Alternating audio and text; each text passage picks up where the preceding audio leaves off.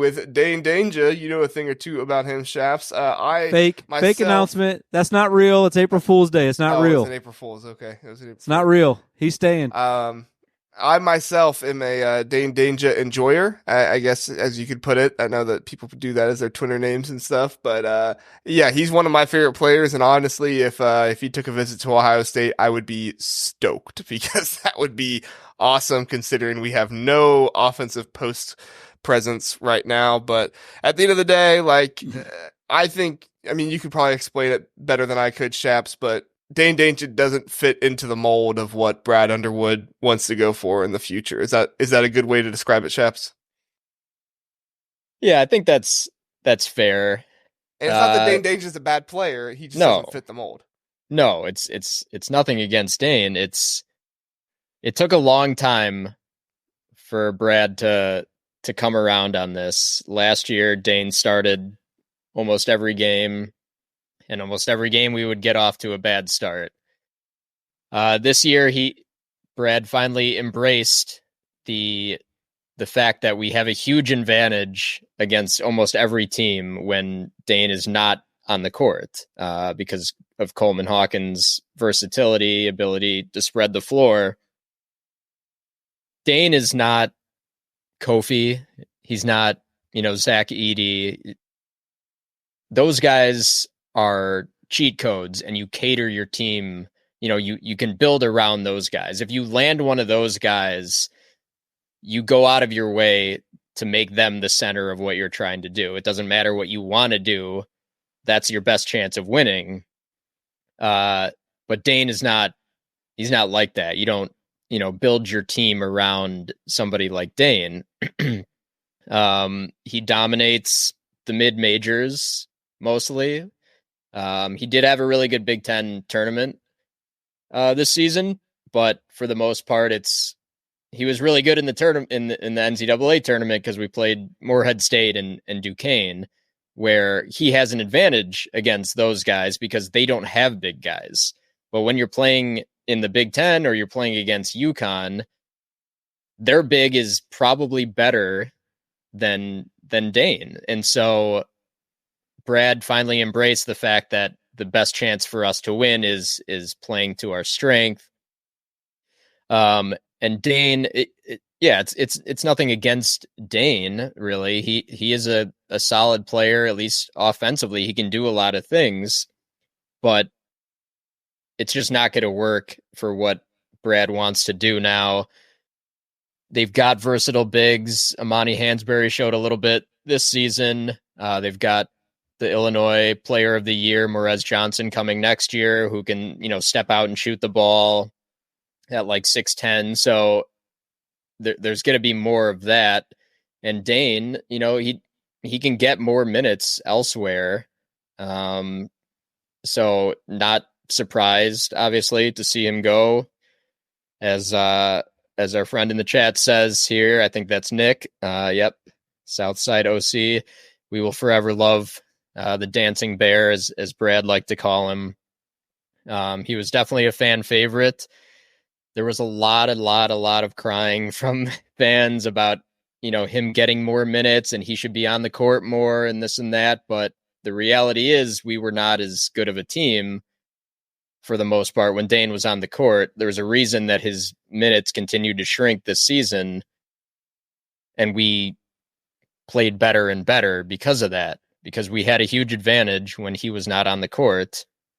So unfortunately for Dane, yeah, it's just not going to be here at Illinois, but best of luck to Dane. Where's he going, Chaps? Where's he going? Spill the beans. It depends how much. Yeah, if JR's already contributed to the Ohio State collective, I think Dane might be catching a pretty big price tag. All your super chat money goes to the Ohio State NIL. Sign Dain Danger. Just for Dain Danger? Yeah. Yeah. So yeah, so I'm sure JR is making up the t-shirts and everything to get the dancing bear to Columbus. I don't know. It's going to be interesting to see. I mean, yeah, he can definitely play on another Big Ten team, but he would also dominate at, at a mid-major level. So be curious to see what kind of attention he gets, but best of luck to Dane in the portal. Bootzilla has a good thought. Dane, go back home to Minnesota. Kent, I think you'd like that. I would love that. Enjoy you some Minnesota basketball, and obviously they've lost a number of players in the portal so far this year. I mean, would you like to see Dane back with the Golden Gophers? It's funny. I would love that on the surface level, but your second comment about all of my like favorite players leaving, it's like, nah. I don't think I'm going to be on the Minnesota train again next year. They got Hawkins back. They got who now? Elijah? Elijah Hawkins, yeah. Okay. Well, that's exciting. Is Christie gone? They were talking about he might test for the NBA, but makes sense. Yeah. The fact that he hasn't announced it yet it's like every day it goes by that he hasn't announced, it's kind of like more hope is garnered type of deal. But I still think Dawson Garcia is going to go to the portal, and he still hasn't done it yet. So who knows? I don't know. That'd be crazy if he stayed. But yeah, no, I'd be excited if he went to Minnesota. I'm always going to be excited about these guys that I have cheered for throughout this year staying in the conference. Like, obviously, I'd like them to. I love people portaling just as much as the next guy, but I would love for them to stay at their own school. Would be really nice. Obviously, again, like I said, I'm getting old now. But if they are going to leave, which I encourage them to do, stay in the conference so that we can have these fun rivalries of guys playing against schools that they were at the previous year. That's really fun. I like that a lot. It was fun. It was fun seeing the way Minnesota fans would troll Jamison Battle and stuff like that when he went back there. Exactly like Jamison Battle. Yeah, what if Jamison Battles? What if hypothetically like a player at Wisconsin decided to, go a few hours That'd be south? Weird. That'd be really weird. Who are you thinking? Hypothetically, like Hepburn? Number one player in the portal for 24/7. Yeah. Like if you just had to randomly pick a guy from Wisconsin, like who would you pick? Like I don't know. I don't. Connor Esijan, like there's Chucky Hepburn. I don't know. I've seen some rumors, but I know Scary Alvarez was saying there was no chance that this guy was going to transfer, according to his sources. So I still refuse to believe the rumors. No way. Are you thinking the same guy I'm thinking right now? I don't know. I don't know who you're thinking. AJ Storr is not transferring. There's no way, dude. Hypothetically. There's no way. You're right. Scary Alvarez knows. The crazy thing is I was hearing about that like before the Big Ten tournament. I was hearing about that. Dude, I heard about it in January. Like everyone knew he was going to transfer after the season. Yeah. The first time I heard about it was like late February, early March. I was like, where are people hearing about this from? And how am I not hearing about it? You gotta go below deck. You gotta below deck. Yeah, this is an above deck podcast right here. Yeah, well, we've got some people on the Java Men that like to do some deep sea diving and see what they can come up with, and we'll tell you they've got a very high hit percentage below deck. Nice. That's interesting. I will say, though, just specifically, if we're going to end on this topic of AJ Storr, that man deserves to be in the NBA. He shouldn't be transferring anywhere. I think he's NBA ready. That's just me. Next year he is. Nah, he's ready right now. We just got done saying how bad the NBA draft is. You don't think he's ready? Maybe. I mean, I hope for your sake, Shaps, that I hope he comes to Illinois and. Whoa! I didn't say that. Okay. Whoa! I mean, that'd be crazy if that happened, but if it does happen, like that would be awesome. Yeah, it would be hypothetically insane, crazy, but there's no way. There's no way because true. There's no way. Yeah, there's no way.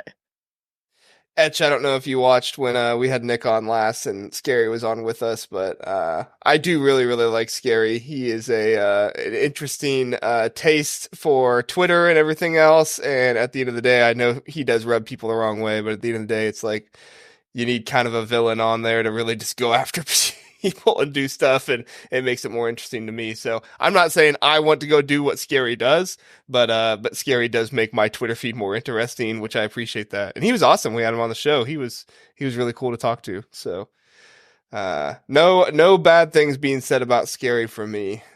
He's fun to talk I like to. him too. I like him on Twitter. Yeah, he's fun with that stuff. So Shaps, I guess going forward here, no Dain Dainja, big man, gonna have to go after in the portal. Everybody's heard the rumblings about the Stanford guy, and he's like number 2 in 24/7. So you get AJ Storr, you get the Stanford guy. That's like 1-2. I mean, you're like Ohio State, the football off season for Illinois. I mean, is this a realistic possibility? Could you see this happening? Yeah, I don't put anything past Brad. He's shown he can identify talent. He can reel in the big fish. I think that going deep into the tournament this year would only help him try to land some of those players. It'll be interesting to see. I know there's a lot of names out there. Last year Brad didn't really make a big splash in the portal. He went out and found Marcus Damask, who became first team all Big Ten. So, he went down to the Utah Valley to get Justin Harmon. He missed out on a lot of the big names. So we'll see what happens this year, but we have full faith in Brad being able to fill in the gaps and field a competitive team again. I mean, I'm just saying right now, if you get the Stanford Center and AJ Storr next year, I'm picking Illinois to win the Big Ten.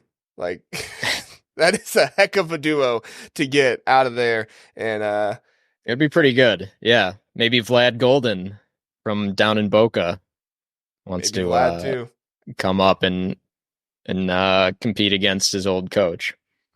I'll take Purdue with Zach Edey again next year.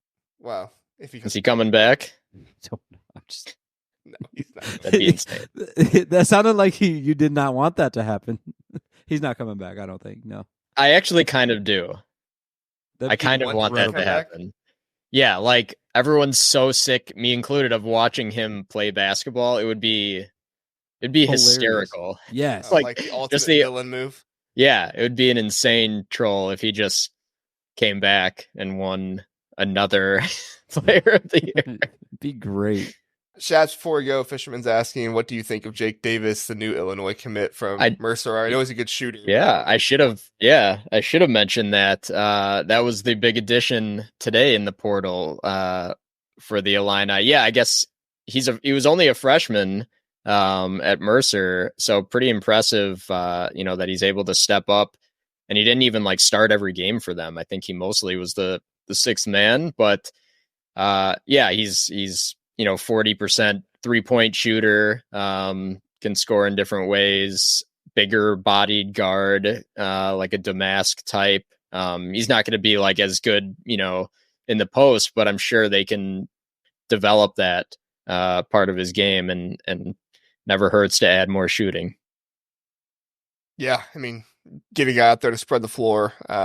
If nothing else, just him being out there is going to help in those ways. So, if anything, Brad Underwood looked at Ty Rodgers and was like, I got to get some guys who can actually spread the floor around. So maybe I'll grab this kid.